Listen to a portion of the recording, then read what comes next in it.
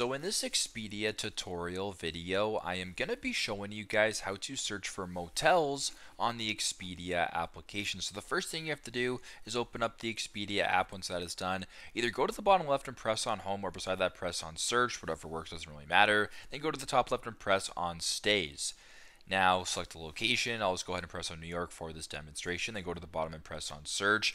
So to search for motels, so by default what comes up is a whole bunch of different options. You have hotels, motels, VRBOs, etc.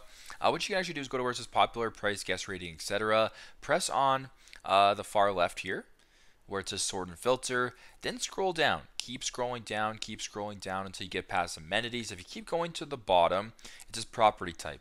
Hotel, motel, apart, hotel. There's a whole bunch of different options, apartment, private vacation home, condo, etc.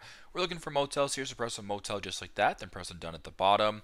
Now what your search will be fetching for here is options that are considered motels rather than hotels. So super simple, super straightforward, but that's how to search for motels here on Expedia. Thanks again for watching, and I hope this video helps.